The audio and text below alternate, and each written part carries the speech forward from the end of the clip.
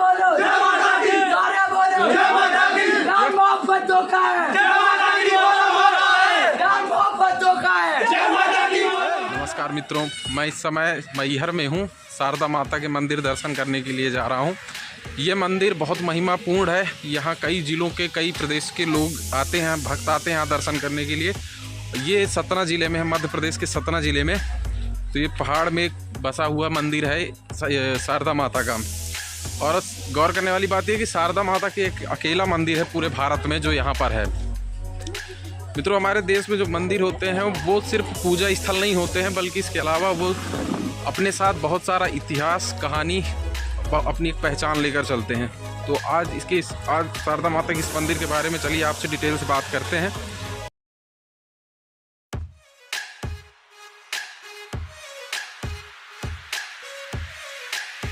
शारदा माता के मंदिर में दर्शन करने के लिए हम सुबह 6 बजे मैहर रेलवे स्टेशन पर उतरते हैं। चूँकि ये ठंड का महीना है, इसलिए यहाँ पर भी ठंड काफ़ी पड़ रही है। जैसे ही हम रेलवे स्टेशन से बाहर निकलते हैं तो हम मंदिर की तरफ बढ़ने लगते हैं। रेलवे स्टेशन से बाहर आओ तो रेलवे स्टेशन के बाहर टैक्सियाँ लगी हैं। चूँकि मंदिर से रेलवे स्टेशन से मंदिर की दूरी ज़्यादा नहीं है, तो ये जो टैक्सियाँ हैं ये आपको मंदिर तक ले जाती हैं। हम टैक्सी में बैठकर मंदिर के लिए निकल पड़ते हैं। मित्रों, ये जो शारदा माता का मंदिर है ये 3 चीज़ों की वजह से बहुत फेमस है। पहला, ये माँ की 51 शक्तिपीठों में से एक मंदिर है, इस वजह से बहुत फेमस है। दूसरा, महोबा के 2 वीर थे, आल्हा और उदल, उनकी कहानी इस मंदिर के साथ जुड़ी हुई है, इस वजह से मंदिर बहुत फेमस है। और जो तीसरी चीज़ है फेमस होने की, वो ये कि मंदिर इतना प्राचीन है कि इसकी प्राचीनता की अपनी कहानी है। तो अपनी प्राचीनता की वजह से यह मंदिर बहुत फेमस है। तो आज इन 3 बातों के बारे में मैं आपको डिटेल से बताऊँगा। टैक्सी हमें मंदिर की दुकानों के पास छोड़ती है। इन दुकानों पर लोगों के रहने और अपना लगेज रखने की फ्री व्यवस्था है, बशर्ते आपको प्रसाद यहीं से लेना होगा। हम यहीं पर स्नान करते हैं और माँ के लिए प्रसाद लेते हैं। प्रसाद लेने के बाद हम मंदिर के लिए निकल पड़ते हैं। माँ का मंदिर त्रिकूट पर्वत के शिखर पर है और इस पर्वत की ऊंचाई 600 फीट है। माँ के मंदिर तक जाने के लिए 2 रास्ते हैं, एक सीढ़ियों का रास्ता और दूसरा रोपवे का। जो सीढ़ियाँ हैं वो नीचे से लेकर ऊपर तक 1061 सीढ़ियाँ हैं। शुरू में हमें लगा कि शायद 850 सीढ़ियाँ हैं, लेकिन बाद में पता चला कि 1061 सीढ़ियाँ हैं। तो हम सीढ़ियों से चढ़कर ऊपर गए हैं। तो चलिए अब सीढ़ियों वाली यात्रा शुरू करते हैं।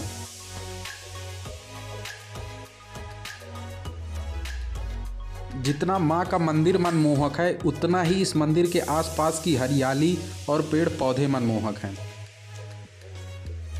क्या विवेक, कितनी सीढ़ियाँ आ गए हम लोग ऊपर? 200 की 300, लगभग 200-300 आ गए। झूठ न बोलो, 50 आए हैं। हालत बहुत ज़्यादा ख़राब होती जा रही है। नहीं है, पर माता जी का नाम लेके चढ़ जाएंगे, है कि नहीं? और क्या। जय माता दी। जय माता दी। चलो फिर ऊपर चल के देखते हैं। इस मंदिर की पहली कहानी जो है वो ये कि जब भगवान शिव माँ सती के शव को लेकर पूरे ब्रह्मांड में तांडव कर रहे थे, उस समय माँ का जो हार था वो इसी स्थान पर गिरा था। इसी वजह से इस स्थान को मैहर कहा जाता है।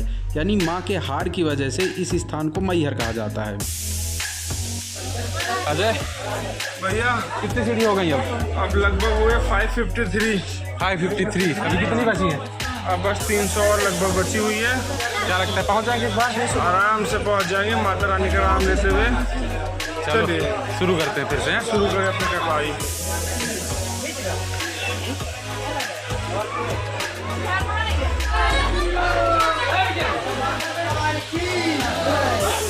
एक और पड़ाव पूरा हो गया। कितनी हो गई? 724। दर्शन मार्ग है, दिखाइए भक्तों को। कितनी है रवि? 727 हो चुकी है। चलो तो अब क्या, अगर 300 और बची होंगी, अगर 1052 है सीढ़ियाँ ना, 1052। हम माँ के मंदिर के लिए ऊपर की ओर जा रहे हैं। पहाड़ की चोटी में माँ का मंदिर है। समझने की बात ये है कि जो प्रसाद चढ़ता है माँ के मंदिर में वो श्रृंगार का होता है। इसमें नारियल भी होता है, लेकिन नारियल ऊपर नहीं फोड़ा जाता, बल्कि नारियल नीचे आके फोड़ते हैं। आप देख सकते हैं तो पीछे सब नारियल फोड़ रहे हैं। नारियल के ढेर भी लगे हैं, फूटे हुए नारियलों के ढेर लगे हुए हैं। तो माँ के मंदिर में ऊपर नारियल नहीं फूटता है, नीचे फूटता है। काफ़ी ऊंचाई है, अगर सीढ़ियों से आओ तो अच्छी खासी मेहनत हो जाती है, लेकिन फिटनेस के लिए बहुत अच्छी है। ये सामने आप रोपवे देख रहे हैं। ये रोपवे सीधे ले जाकर पर्वत के शिखर में मंदिर के प्रांगण में भक्तों को छोड़ते हैं। तो जो लोग रोपवे से जाते हैं वो सीधे मंदिर के प्रांगण में पहुंच जाएंगे।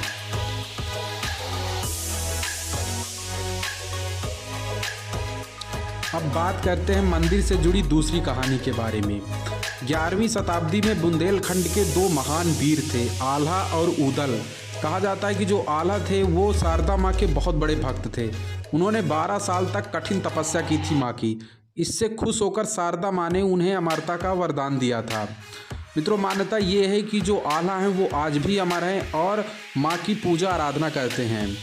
यहाँ के लोग बताते हैं कि जब रात को मंदिर के पट बंद हो जाते हैं तो सुबह सुबह मंदिर से घंटियों और पूजा की आवाज़ सुनाई देती है। जब पुजारी मंदिर का पट खोलते हैं तो माँ की पूजा आराधना की हुई मिलती है। तो ये एक सबसे बड़ी मान्यता, एक सबसे बड़ी कहानी इस मंदिर के साथ जुड़ी हुई है, जो रहस्यमयी भी है, रोमांचक भी है। तो इस वजह से ये मंदिर जो है और भी ज़्यादा फेमस हो जाता है। ये बताओ अजय, कौन बताएगा कि कितनी दूरी तय हो गई है ऊपर से नीचे तक? अमित भाई साहब बताइए। जायसवाल बताएंगे इस बारे में। अच्छा, विशेषज्ञ है क्या अमित जायसवाल? हाँ भाई बताओ अमित। आधे से ज्यादा 850 सीढ़ी पूरी हो चुकी है। अच्छा, अब पैदल चल रहे हैं आगे की ओर। अभी पैदल तो चल रहे हैं, मतलब अभी कितना बचा है? अभी 200 मीटर है। तो सीढ़ियाँ कितनी बची हैं? सीढ़ी खत्म हो गई सीढ़ी है। खत्म है। अच्छा, तो ये अभी क्या वहाँ है? पे काम चल रहा है, तो काम के हेतु यहाँ वाला मार्ग खोल दिया है। मार्ग खोल दिया। पैदल मार्ग खुल गया है। अच्छा अच्छा। पहले तो यार फिर अब अजय बताओ, पूरा हो जाएगा? अरे बस आप बंद करो कि पहुँच गए। चलिए, कितना आ गए? 1018 1018, 1022। अब क्या, आप तो पहुंच गए, बस थोड़ा सा और बचा।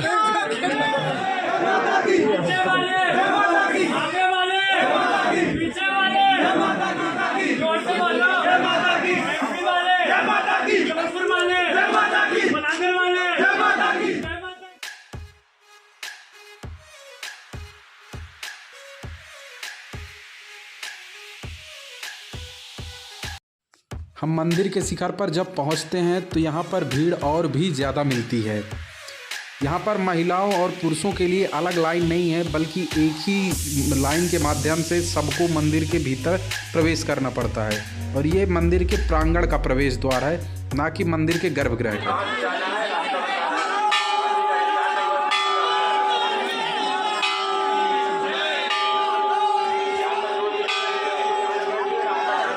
तो फाइनली अब हम पहुंच गए हैं। ये आ गया माँ का मंदिर पर्वत की चोटी पर। और यात्रा अब लगभग कंप्लीट हो गई है, अब माँ के दर्शन बाकी है।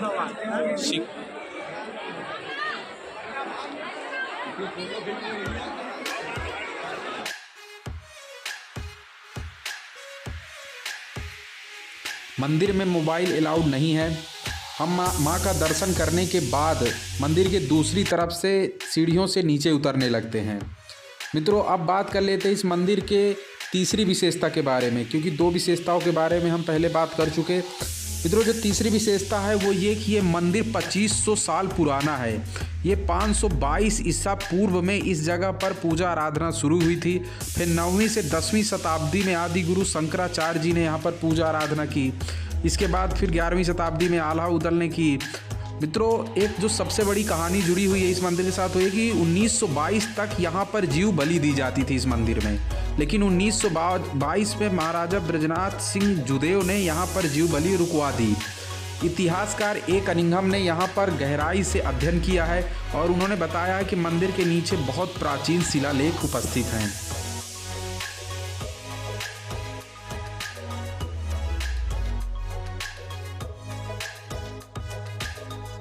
मित्रों, अगर आप मैहर आना चाहते हैं तो आप हवाई जहाज़ के माध्यम से, ट्रेन के माध्यम से और बस या टैक्सी या अपनी कार के माध्यम से, तीनों से आप यहाँ पर पहुँच सकते हैं।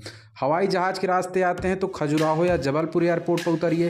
ट्रेन के रास्ते आते हैं तो मैहर या सतना रेलवे स्टेशन उतरिए। और अगर सड़क के माध्यम से आते हैं तो राजमार्ग 7 यहाँ तक आता है। मित्रों, जैसे ही आप मंदिर के नीचे आते हैं यहाँ पर एक बहुत सुंदर बाज़ार आपको मिलती है। इस बाज़ार में हर तरह की दुकानें हैं। यहाँ पर औरतों के श्रृंगार का सामान, पूजा पद्धति में इस्तेमाल होने वाली वस्तुएं, बच्चों के खिलौने का सामान, यहाँ अपने घर ले जाने के लिए प्रसाद, हर तरीके की चीज़ें यहाँ पर मिलती हैं। ये एक बहुत खूबसूरत बाज़ार है जो इस तीर्थ स्थल की शोभा और बढ़ा देती है। तो हम अब फाइनली नीचे आ गए हैं। 1061 सीढ़ियों की जो चढ़ाई थी वो हुई, माँ का दर्शन हुआ। अब हम लोग नीचे आ गए हैं। तो ये बताओ विवेक कि कैसा रहा माँ के दर्शन का अनुभव? बहुत अच्छा रहा। अच्छा अजय, तुम्हें सबसे बढ़िया क्या लगा इस तीर्थ सबसे स्थल में? बढ़िया माँ का जो स्वरूप है हमको बहुत अद्भुत लगा। ऐसा लगता है साथ साथ माता जी मेरे सामने बैठी हैं। अच्छा, बड़ा अच्छा अनुभूति है। अच्छा लग रहा था बहुत ज़्यादा, पूछो मारे की सब धुआं हुईगा। और नीचे और यहाँ की ये बताओ कि सबसे बढ़िया चीज़ ये बताओ कि माँ का दर्शन तो हुआ, अध्यात्म था, ये जो प्रकृति की खूबसूरती थी, पेड़ पौधे, ऊंचाई, असली में ये जाता है मोदी सरकार को।